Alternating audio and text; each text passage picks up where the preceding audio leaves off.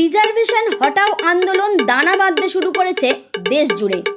Supreme কোর্টের প্রধান বিচারপতির মন্তব্য এবং নিটে প্রশ্ন ফাঁস নিয়ে ককরোচ জনতা পার্টির আন্দোলন সফলতা পেতেই প্রতিবাদের আগুনে যেন ঘি পড়েছে। উঠে আসছে একের পর এক ইস্যু, শিক্ষা, চাকরি, এমনকি লোকসভায় বহাল রয়েছে সংরক্ষণ ব্যবস্থা। স্বাধীনতার পর থেকেই এসসি, এসটি, ওবিসি সংরক্ষণ চলে আসছে, রয়েছে প্রতিবন্ধী সংরক্ষণ, হালে যোগ হয়েছে মহিলাদের জন্য সংরক্ষণ। সমান অধিকারের কথা বললেও সংরক্ষণ সহ বিভিন্ন সুবিধা পাইয়ে দেওয়া হয় মহিলাদের। পিছনে রয়েছে ভোট রাজনীতির সমীকরণ। কেউ রিজার্ভেশনের পক্ষে, আবার অনেকেই এর বিরুদ্ধে।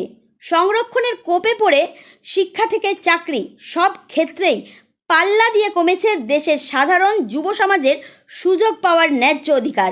তাই সামাজিক মাধ্যমে শুরু হয়েছে রিজার্ভেশন হটাও আন্দোলন। আপনিও কি আন্দোলনের পক্ষে নাকি বিপক্ষে? কমেন্ট করে জানান আমাদের।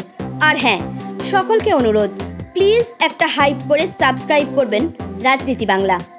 ইনস্টাগ্রামে খোলা হয়েছে পেজ, নাম রিজার্ভেশন হটাও আন্দোলন। হু হু করে বাড়ছে সমর্থকদের সংখ্যা।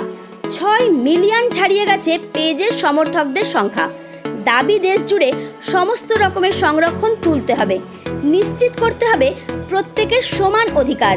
স্লোগান দেওয়া হয়েছে, সারি জাতি এক সমান, মেরা বস ইয়ে দেশ মহান। আর এই যে মঞ্চের ওয়েবসাইট এবং বক্তব্য ককরোচ জনতা পার্টির মতোই। শিক্ষাক্ষেত্রে সব ছাত্রছাত্রীদের পরীক্ষা ও ভর্তিতে সমান অধিকার থাকবে, কোনো রকম সংরক্ষণ চলবে না, দাবি RHএর। এখন দেখার এটাই যে RHএ মঞ্চ সিজেপির মতো সফল হতে পারবে কিনা। যদি সফল হয় তাহলে তৈরি হবে ভারতে নয়া ইতিহাস। এই রকম আরও খবর দেখতে সাবস্ক্রাইব করুন রাজনীতি বাংলা। আপনার সাপোর্ট আমাদের মেরুদণ্ড।